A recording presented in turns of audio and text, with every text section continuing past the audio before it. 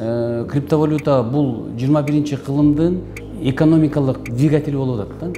Криптовалюталардын общий саны бүгүнкү күндө 19.557 миң. Келечек барбы ошол криптовалютада? Келечек чоң. Валюталар деле, доллар деле, евро деле ойноп атпайбы? Ошол сыяктуу эле криптовалюта кээде көтөрүлөт. Жаап качып кетип калбайсыңарбы? Коюнуңар түшүп кетти, менде паника болду, мен депрессия болдум. Анан кеңсеңерге келдим. Кеңсеңерге келсем, моундай турат. Жабык, закрыто. Мен сизди каяктан издейм, Бередер мырза? Каяктан табам сизди? Салам замандаштар, аты жөнүм Назира Бердиоголова, сиздерди өзүмдүн каналыма көрүп жатканыма абдан кубанычтамын. Бүгүнкү күндүн темасы абдан актуалдуу. Азыркы учурда желедей тарап жаткан криптовалюта боюнча сиздерге кичине маалымат берейин дедим. Чындап эле криптовалюта Кыргызстанга келгенден бери бир топ жыл өттү, бирок азыркы учурда 271 түрү бар экен криптовалютанын. Кыргызстанда азыр кайсынысы актуалдуу болуп атат? Деги эле Кыргызстанга криптовалюта керекпи деген суроого биз студиябызга Ниязбеков Бередер мырзаны чакырып алып турабыз. Саламатсызбы? Саламатчылык. Ассаламу алейкум айымдар жана мырзалар. Биз силер менен жолугушканыбызда абдан кубанычтабыз.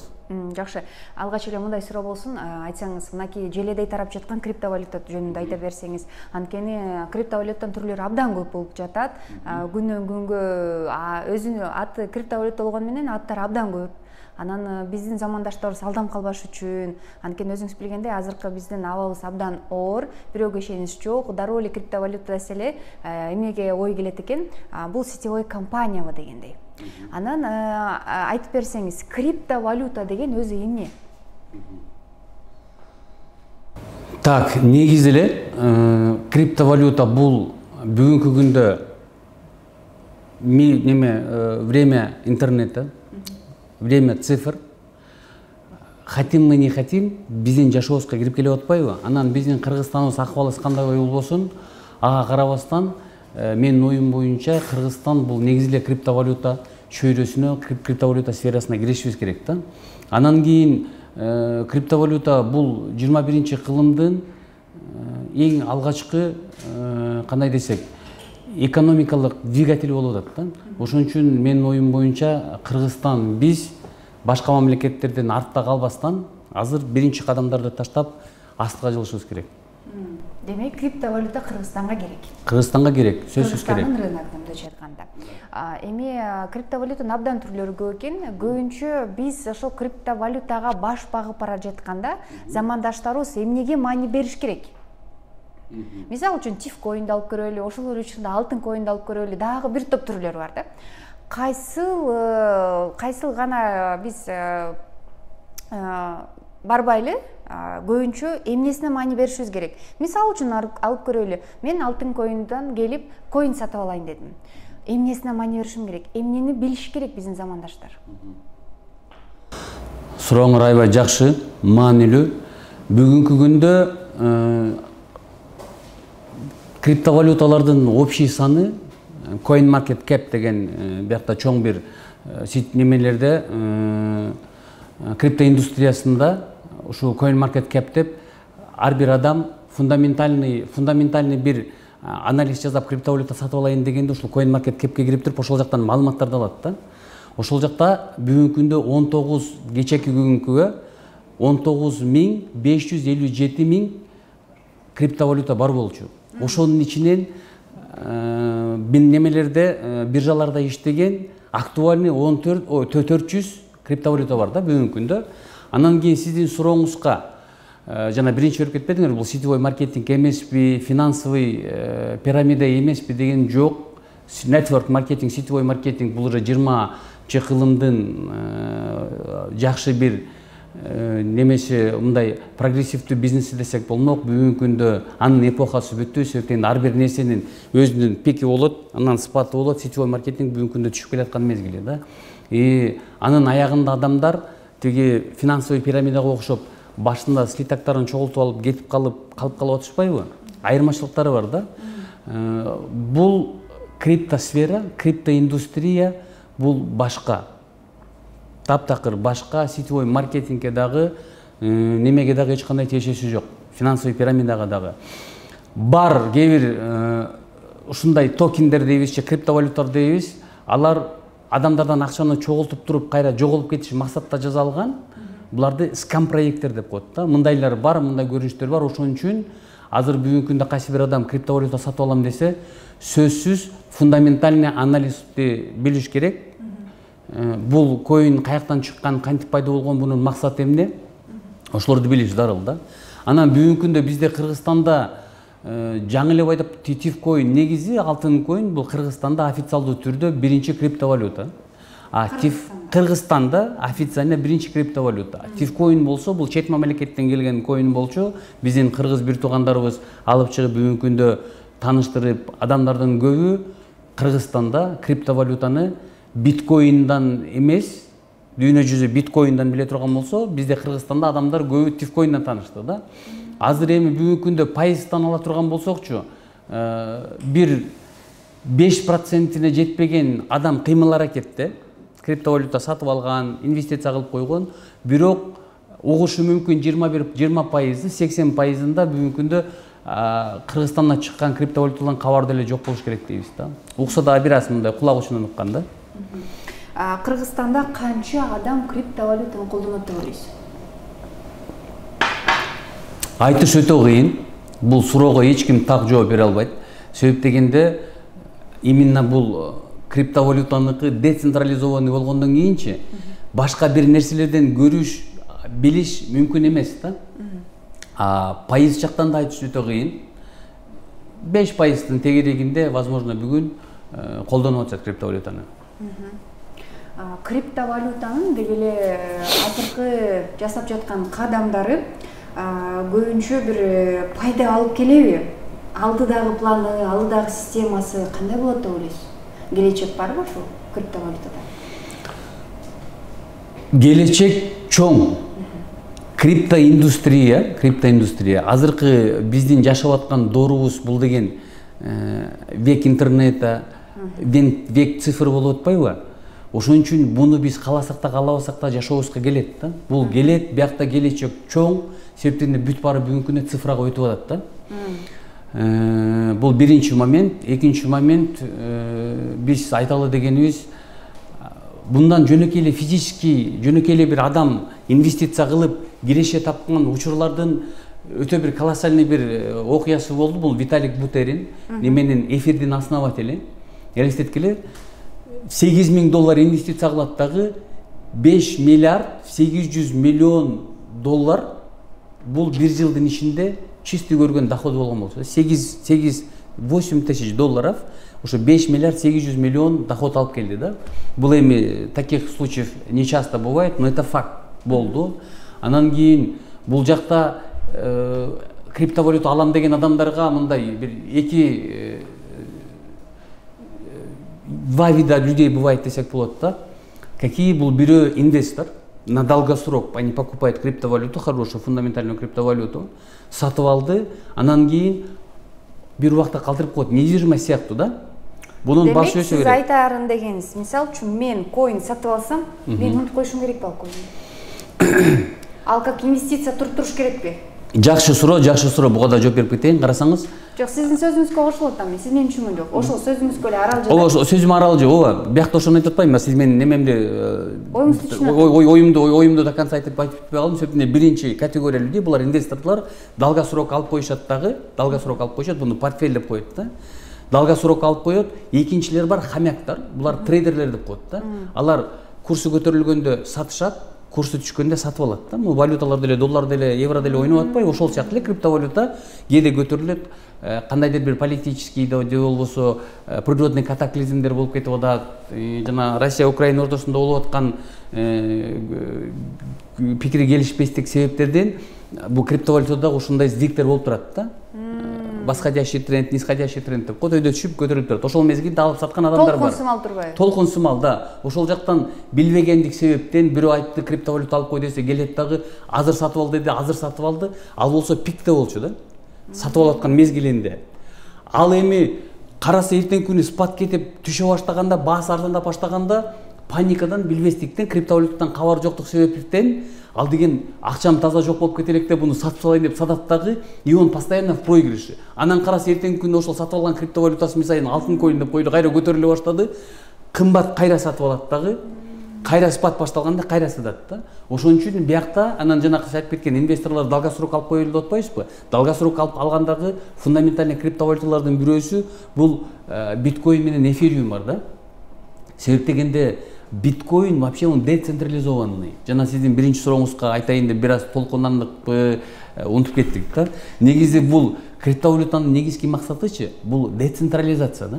Допустим, бүгүнкү күндө азыр биздин кадимкидей фиатный акчаларыбыз бар го. Бул деген банктарга зависимый, бир мамлекетке зависимый. Бирок булардын аркасында деле уже тоже ничем не подкреплен. 71 жылы президент Никсон Соединенных Штатов Америки, он отменил золотой стандарт.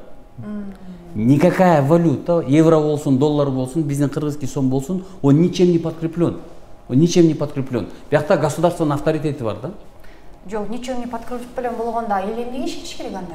Жок, эл эмнеге ишенгенде, допустим, эгерде шариатты алып келе турган болсокчу, шариатта чыныгы акча бул алтын менен күмүш, динар жана дирхам бар го. А калган нерселердин баары это все на доверие.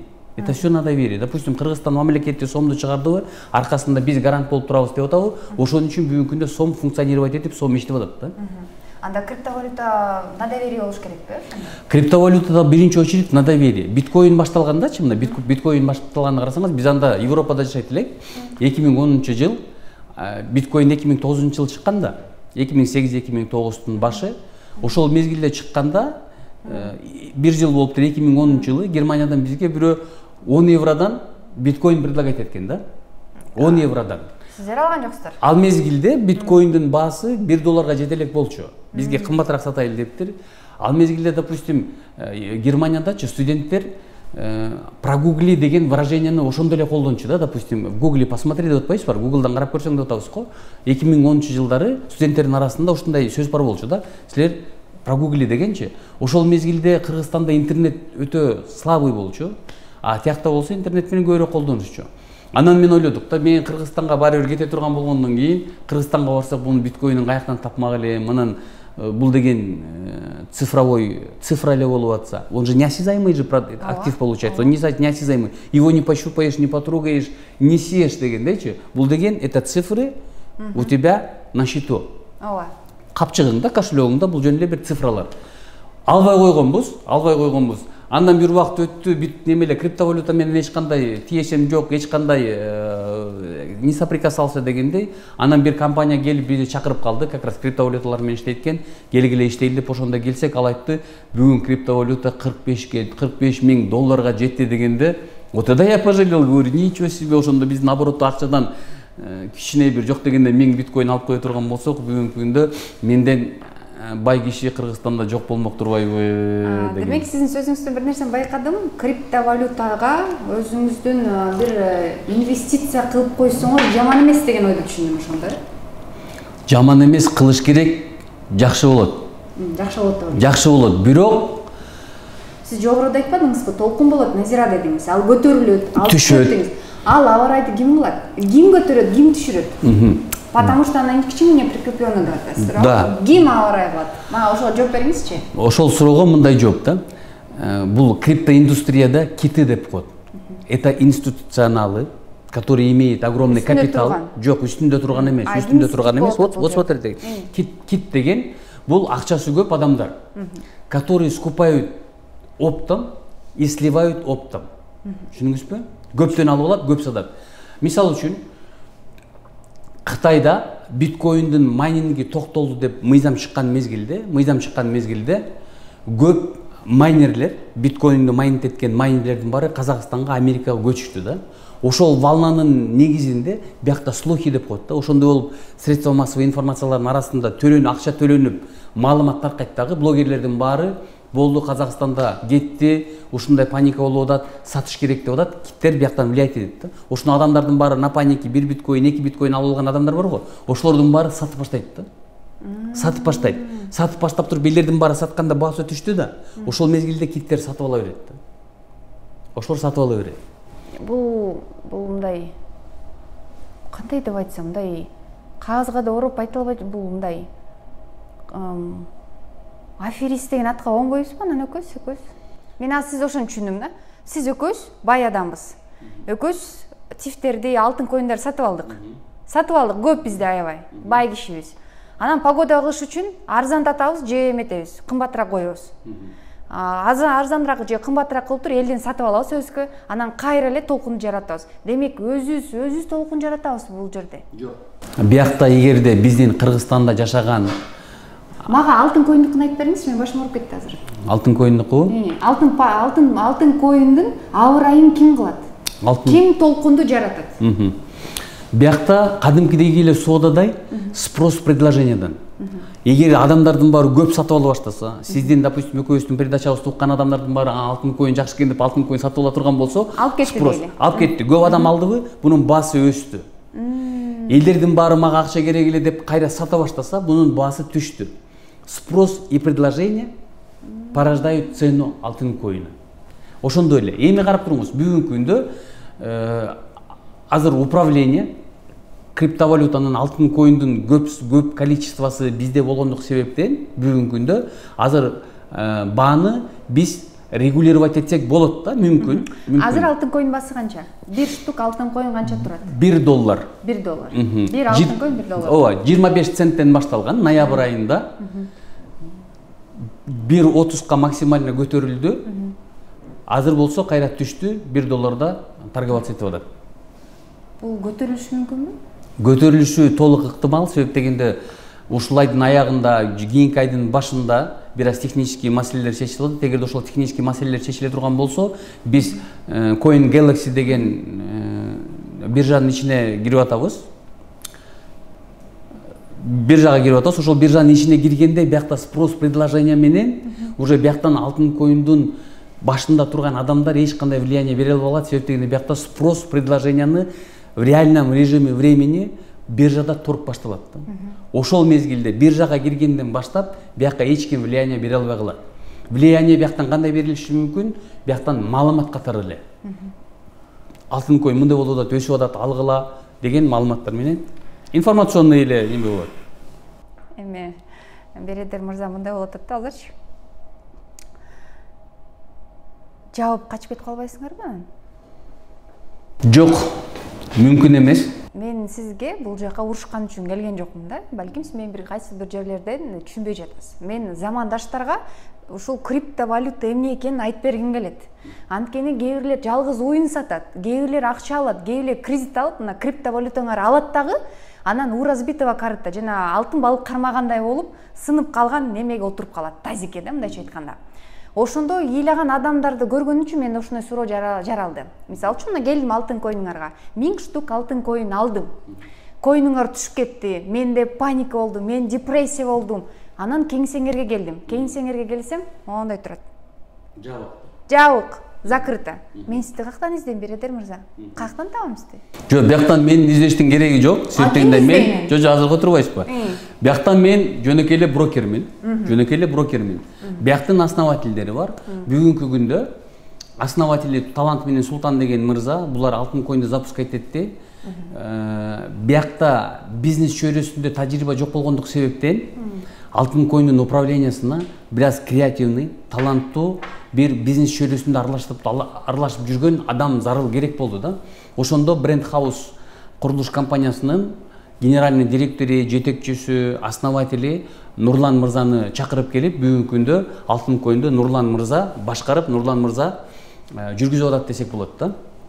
Себеп дегенде бул бизнес чөйрөсүндө жакшы бир анын тажрыйбасы болгондук себептен бүгүнкү күндө бул криптовалюта жаңы бизнес болгондук себептен традиционный бизнес экөө практически несовместимы. Азыр Нурлан мырза ошону экөөнү совмещать этип бүгүнкү күндө биздин Кыргызстанга рынокко алып чыгыштын аракетин кылып атат. Ага жардам берген биздин алтын коюнда иштеген брокерлер. Бул биринчи суроо. Экинчи суроого, жабылып калабы, эртең кирайт этип кетип калат деген суроогочу, бул криптовалюта ушундай нерсе, буну эч ким эч жакка качып кете албайт. Себеп дегенде бул технология блокчейн деп угуп атабыз да. Ошол блокчейндин ичинде сакталган маалымат бул эч жакка кетпейт. Кимдин электрондук капчыгында болсо, анын капчыгында калып кала берет да. Биякта бунун алтын коюндун өспөй нөлгө түшүп калышы ыктымалы бар. Качан биз эч кимибиз сатып албай койсок. Эгерде алтын коюндун аркасында эчтеге байланган эмес, алтын коюн эч нерсеге жарабай кала турган болсо, адамдарда спрос, кызыгуу жок болсо, анда бунун баасы нөлгө түшүп кетиши мүмкүн, бирок жок болуп кетиши криптосферада мүмкүн эмес да. Демек мен алган 1000 штук алтын коюн жок болуп кетет экен да? Жок, азыр сиз Назирайым, сиз эртең Жок, мен ал акчаны канка, мен сизге бердим да ал акчаны, түшүнбөй жатасыз. Мен ал акчаны сизге бердим. Менин колумда болгон 1000 штук алтын коюн бар азыр. Мен ал алтын коюнду эмне кылам? Мен эмне кылышым керек ал алтын коюнду? Жакшы суроо болду. Алтын коюнду бүгүнкү күндө, азыркы учурда Brand House курулуш компаниясынан сиз квартирага алмаштырсаңыз болот.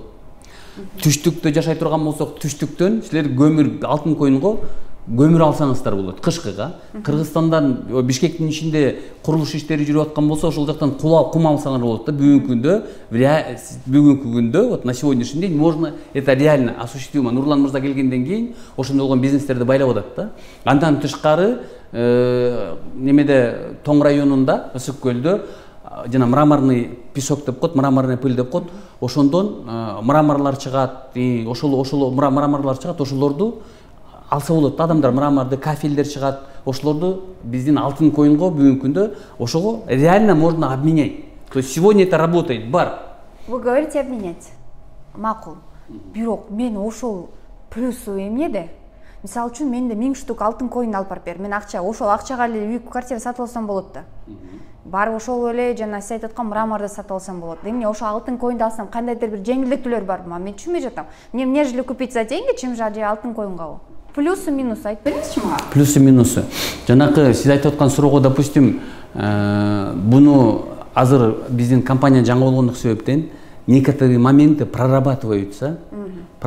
Допустим, алтын коюнга барып сиз Нурлан мырзадан Brand House'тан да 30% жеңилдетүү же 10%. Ошол мезгил, ошол моменттер бүгүнкү күндө сүйлөшүп жүрүп жатат да. Себеп дегенде мен бул алтын коюнда бир жетекчи болгондук себептен мен буга так маалымат бере албайм.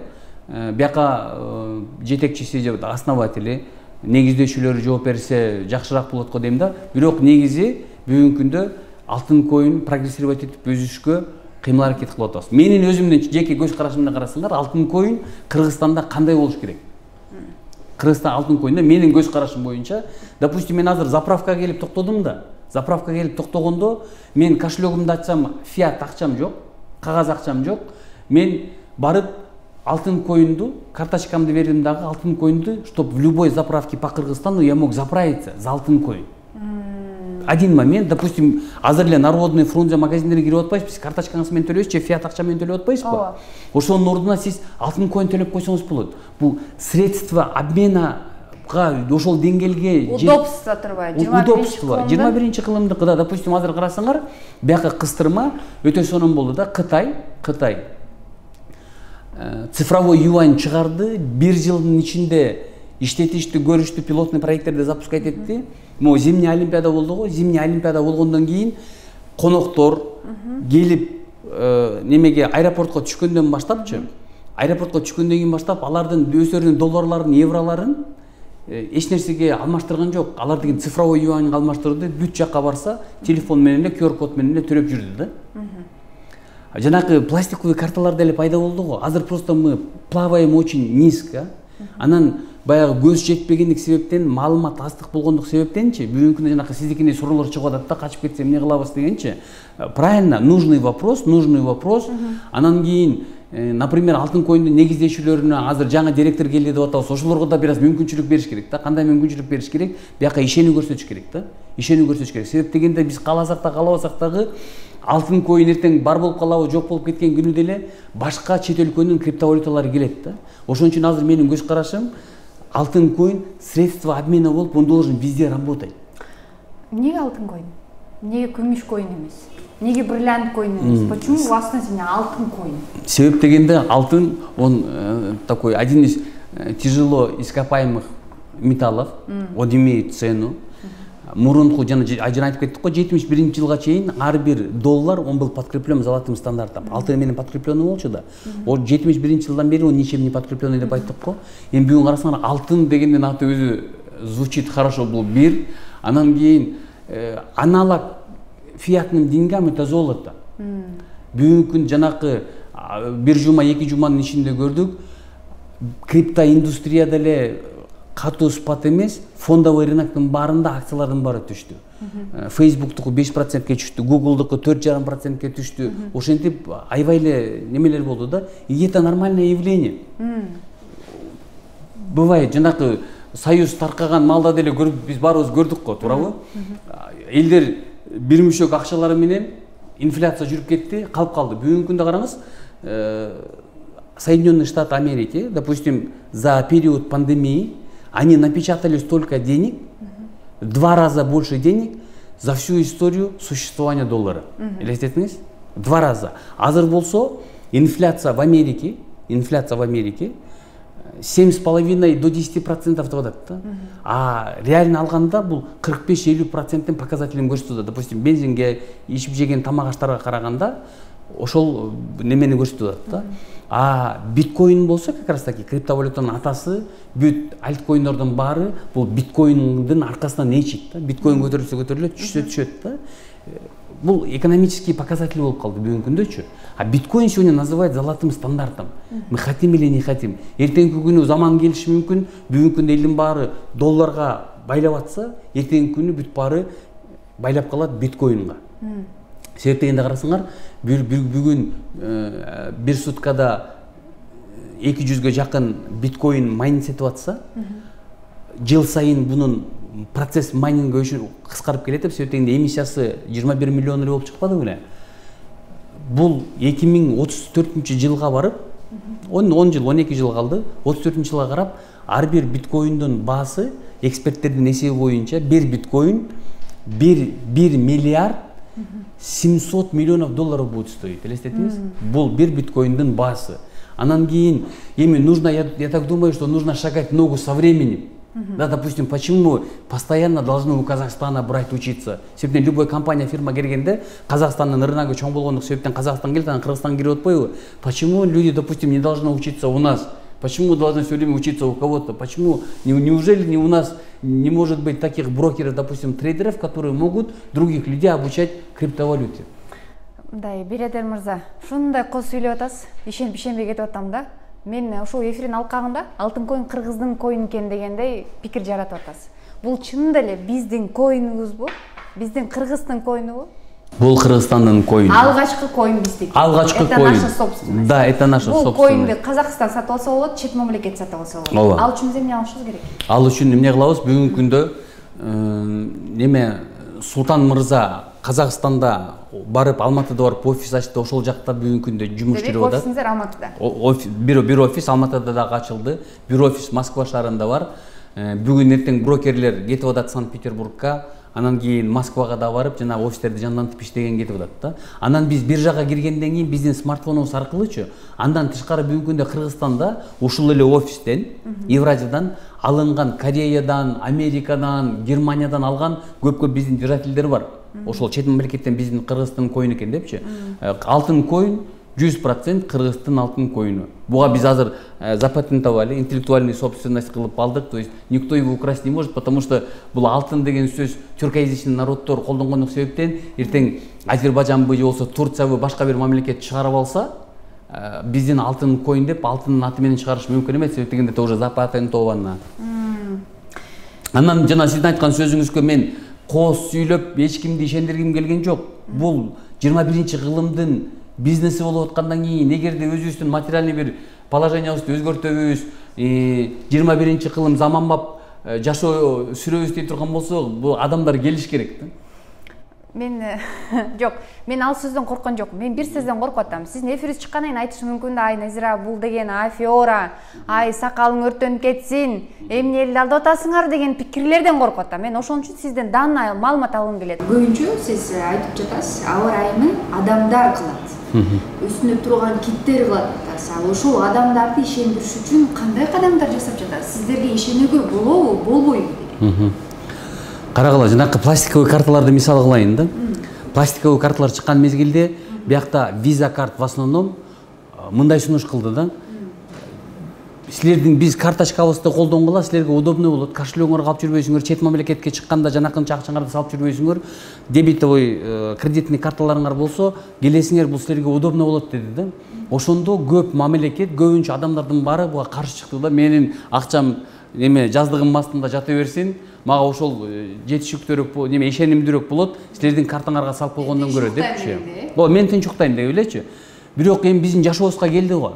Бүгүнкү күндө пенсионерлердин баары пенсиясын башка адамдарды айтпай эле коелу, госучреждениеде адамдардын баары бүгүн өзүнүн айлык акысын карточка менен алып атат. Пенсионерлер пенсиясын неме менен алып атпайбы? Биздин жашообузга келди го, биз каалаган эмес, келдик. Ишенген эмеспиз, келдик, ишендик. Бүгүнкү күндө интернетте эле карасаңар, 90-91 жылы некоммерческий проект болгон мезгилдечи көп ушул интернет энтузиасттар болгон да. Ай, бул интернет деген өчүн удобно, алыс жактан бири-бирибизге катты салбастан, катты жазбастан бири-бирибизге почтадан эле жазып коебуз. Экөөбүз бири-бирибиз менен маектеше беребиз депчи. Жок, биз буга ишенбейбиз. Бул деген цифраң эртең жок болуп кетсе кандай болот депчи. Интернетке деле келдик го. Азыр бүгүнкү күндө кемпир шал болбосун биздин мамлекетти деле алалы, кичинекей бала бакчадан балдардын баары картаң кемпир чал ата-апалар дагы бүгүнкү интернет менен колдонуп атат го, жазышып атат, WhatsApp менен сүйлөшүп атат алыстагы. Ошон үчүн бул криптоиндустрия бир эле алтын эмес, негизи эле буну индустрия катары кабыл алалы да. Анан бүгүнкү күндө алтын койн иштеп өнүгүп өсүшүнө бүгүн мүмкүнчүлүк бериш керек. Адамдар колдонуш керек буну менен. Ошондо алтын койн өсөт, биржага киребиз, биржада башка биздин эле Кыргызстан эмес, башка мамлекеттен баары аралашып киргенден кийин, Кудай буйрса алтын койндун келечеги чоң, жакшы деп биз ишенебиз. Дин жакта бул криптовалюта кандай каралган? Менимче сиз 5 убак намаз окусаңыз керек. Жооп берели? Албетте жооп бериңиз. Негизи бүгүнкү күндө бул криптовалюта пайда болгондо 12 жыл болбодубу? 12-13 жыл болуп калды. Алымдар, уламалар эки көз карашта болду да. Бирөөсү 1,5 болот десе, 1,5 токтой тургула деди да. Болбойт, харам деген фатва жок. Совет больших уляма деп коет, Сауд Арабиясында ушундай бир жыйындар болуп турат. Ошолор бүгүнкү күндө шариятта, Куранда, хадисте ачык келбеген нерселер бул алымдардын арасында отуруп маектешилип чечилет да. Ошондо чоң алымдар буга научный өздөрүнүн жумуштарында кылышты, өткөрүштү, аналогия деп коет, кыяс кылып, сопоставлять этип салыштырып көрүштү. Ошолор болсо жарымы болот десе, жарымы токтоп туралы, күтүп туралы деп атат да. Мисалы үчүн шариятты ала турган болсок, жанакы печатный станоктор чыкты эле го, печатный станок чыккан мезгилде бул дагы болбойт, харам, кол менен жазылыш керек деген көз караш болгон да. Убакыт өткөндөн кийин буга уруксат берилди. Жанакы факс маселеси деле. Бияктан факсту салып койсоң, тияктан пырррт деп факс кагаз чыгып калса, бул сыйкыр. Бул дагы колдонгон болбойт деп каршылык болгон болчу, бирок убакыт өткөндөн кийин буга уруксат берилди, бүгүнкү күндө иштеп атат. Ошондой эле галстук бар го. Галстукту бул чет мамлекеттердин кийими, мусулмандарга кийген болбойт деди. Адамдардын көпчүлүгү колдонуп баштагандан кийин уруксат берилди. Эми криптовалютаны мурун жана каршы болуп жүргөн алымдар бүгүн караңыз, бир чоң мамлекет буну өзүнүн валютасы катары кабыл алды. Арабский Эмираты кабыл алды, Германия, Япония, көп мамлекеттердин ичинде банкоматтар турат, заправкалар бар, жана мен айткандай кылып колдонсо болот да.